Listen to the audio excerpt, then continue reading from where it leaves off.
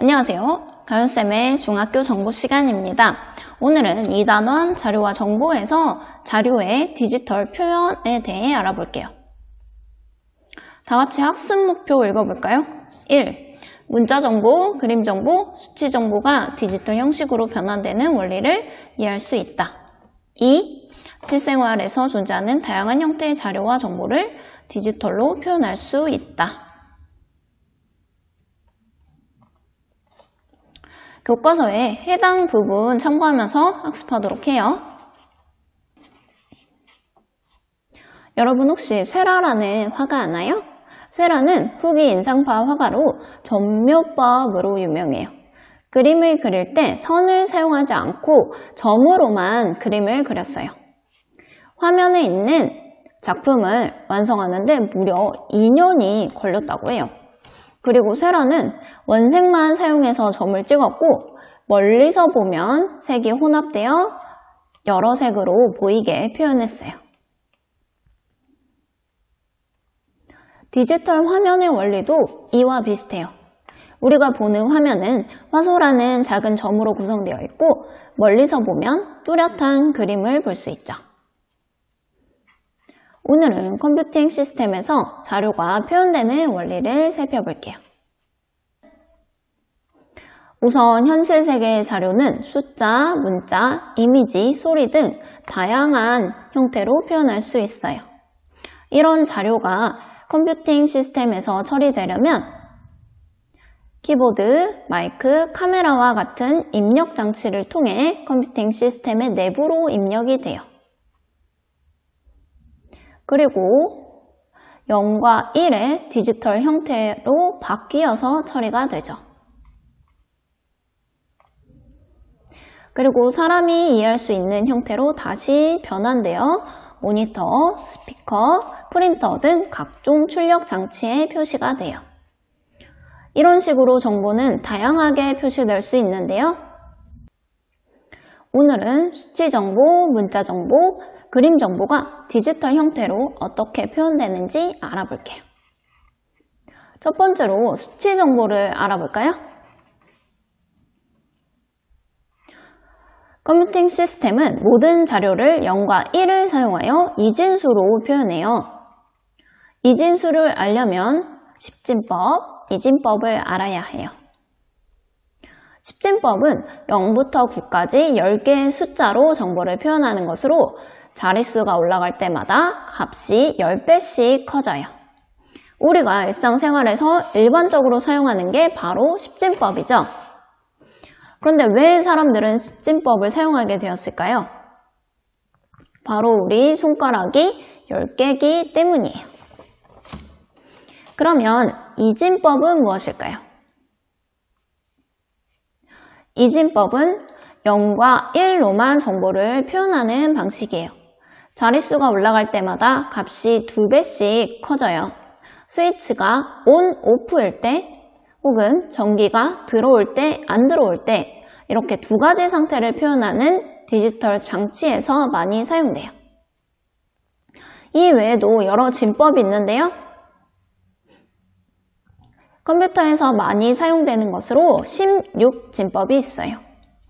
0부터 15까지의 수가 필요한데 우리 수체계에서는 10부터 15를 나타내는 수가 없기 때문에 이건 알파벳으로 나타내요. 그리고 자릿수가 올라갈 때마다 값이 16배씩 커져요. 16진법은 언제 사용되냐면 컴퓨터에 1워드라는 게 있어요. 이게 컴퓨터에서 자료를 저장하거나 처리하는 단위인데 시스템에 따라 8비트 혹은 16비트, 32비트 등이 있어요.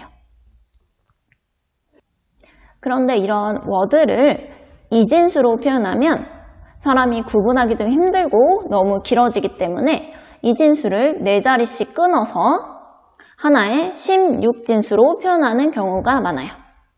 이렇게 하면 이진수보다 짧고 간편하고 또 프로그램의 가독성은 올라가고 오류는 줄일 수 있다는 장점이 있어요. 우리 친구들 10진수, 이진수, 16진수의 관계를 파악해서 10진수를 이진수로 바꾸거나 아니면 이진수를 16진수로 나타내거나 할 수 있을까요? 여기 노란색 표에 들어갈 수를 한번 생각해 보세요. 다음은 문자 정보의 표현법에 대해 알아볼게요. 만약에 우리가 다른 언어를 사용하는 외국인과 말을 하려면 어떻게 해야 하죠?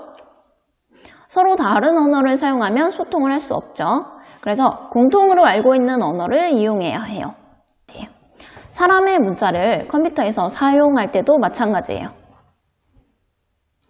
사람은 자기 나라의 언어를 사용하고 컴퓨터는 이진수를 사용하기 때문에 그 사이에 공통으로 약속된 체계가 필요해요. 컴퓨터에서 문자를 표현하기 위해 각 문자를 이진수로 바꾸어 놓은 약속된 코드를 문자 코드라고 해요. 그래서 우리가 어떤 문자를 입력하면 이 문자는 문자 코드로 바뀌어서 컴퓨터에 저장이 돼요. 문자 코드의 종류 중 3가지를 살펴볼게요.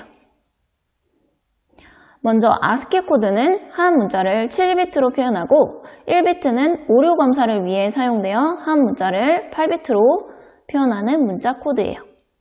알파벳, 숫자, 특수 문자 등 128개의 문자를 표현할 수 있어요. 예를 들어 대문자 A를 표현한다고 하면 상위 비트 100, 하위 비트 0001을 조합해서 1000001이라고 표현해요. 그런데 ASCII 코드는 전 세계에서 사용되는 문자에 비해 표현 가능한 문자가 너무 적죠. 그래서 전 세계 문자를 표현할 수 있는 국제 표준 코드인 유니코드를 더 많이 사용하게 되었어요. 유니코드는 한 문자를 16비트로 구성해서 사용하고요. 계속 수정 및 보완이 되고 있어요. 그리고 한글 코드는 한글을 컴퓨팅 시스템 내부에서 이진수로 표현하도록 정의해 놓은 문자의 집합이에요. 이 바이트, 그러니까 16비트를 이용해서 한 문자를 표현해요. 인코딩 방식에 따라 초성, 중성, 종성을 조합해서 만드는 조합형 코드와 한글 한 문자를 2바이트 코드 값으로 표현하는 완성형이 있는데요. 현재는 완성형 코드가 국가 표준으로 사용되고 있어요. 이 그림에 있는 암호 코드를 참고해서 숫자 암호는 글자로 바꾸고 한글 문자는 숫자 암호로 바꿀 수 있을까요? 규칙은 자음, 모음 순으로 문자가 온다는 것이고 자음과 자음이 연달아서 오면 앞에 자음은 앞 글자의 받침이라는 의미예요. 앞에 이 숫자를 한글로 바꾸면 어떻게 될까요? 그리고 자료와 정보라는 한글을 숫자 암호로 바꾸면 어떻게 될까요? 네, 이런 식으로 표현할 수 있어요. 마지막으로 그림 정보를 디지털 형태로 표현하는 방법을 알아볼게요. 컴퓨터에서는 이미지를 표현할 때 비트맵 방식이나 벡터 방식으로 표현해요. 우선 비트맵 방식을 알아볼게요. 이미지를 구성하는 최소 단위를 픽셀 혹은 화소라고 하는데요. 그림이나 사진의 정밀도를 나타내는 단위를 해상도라고 해요. 해상도는 픽셀이 얼마나 많이 이용되었나 하는 정도를 나타내기도 해요. 이미지 하나하나가 픽셀로 구성되어 있고 각 픽셀이 색상 정보를 나타내요. 해상도가 낮으면 화질이 떨어지고 해상도가 높으면, 즉 픽셀 수가 많으면 화질이 좋은 이미지로 표현되죠. 픽셀의 수가 많고 해상도가 높으면 이미지 품질이 좋아지는 대신 파일의 용량이 커진다는 단점이 있어요. 그래서 사용 용도에 맞게 적절한 해상도를 선택해서 사용하는 것이 좋아요. 그리고 픽셀 하나하나의 색상 정보가 저장되기 때문에 한 픽셀당 할당하는 비트 수가 커지면 표현할 수 있는 색도 다양해져요. 만약에 픽셀에 1비트만 할당되면 2가지 색만 표현이 가능하고요.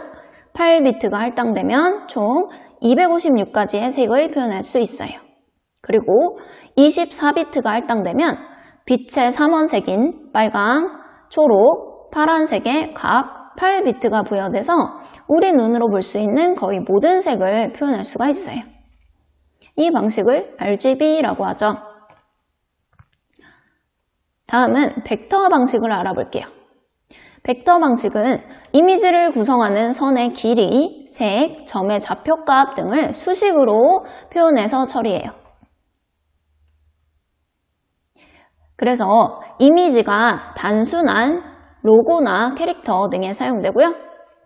모양은 단순하지만 이미지를 확대, 축소해도 변형되지 않는다는 장점이 있어요. 이렇게 이미지를 확대하거나 축소하면 품질이 저하되는 현상을 계단 현상, 에일리어싱이라고 하는데요. 비트맵 방식은 이런 계단 현상이 나타나고요. 벡터 방식은 나타나지 않습니다. 우리 같이 그림 정보 표현하기를 한번 해볼까요? 내가 표현하고 싶은 간단한 그림을 그리고 이것을 두 가지 해상도의 그림으로 표현해서 이진 코드로 바꿔볼게요. 선생님은 간단한 하트를 한번 그려봤어요. 6 곱하기 6 픽셀의 이미지, 그리고 12 곱하기 12 픽셀의 이미지에도 같은 하트 모양을 그려주고요. 선이 지나간 픽셀은 색칠을 하고 선이 지나가지 않은 픽셀은 색칠을 하지 않았어요. 그러면 이런 모양이 되겠죠? 확실히 더 많은 픽셀을 이용하니까 내가 표현하고 싶은 이미지와 더 비슷한 모양이 돼요. 이걸 이진 코드로 바꿔볼까요? 두 번째 그림은 좀 더 정교한 이미지인 대신에 더 많은 정보를 저장해야 한다는 단점이 있는 걸 알 수 있죠. 이 그림은 한 픽셀당 1비트만 부여한 건데요. 만약에 더 많은 비트를 부여한다면 다양한 색을 표현할 수 있겠죠. 오늘은 여러 가지 자료를 디지털 형태로 표현하는 방법에 대해 배워봤어요. 수치 정보를 표현하는 법, 문자 정보를 표현하는 법, 그림 정보를 표현하는 방법을 알아봤고요.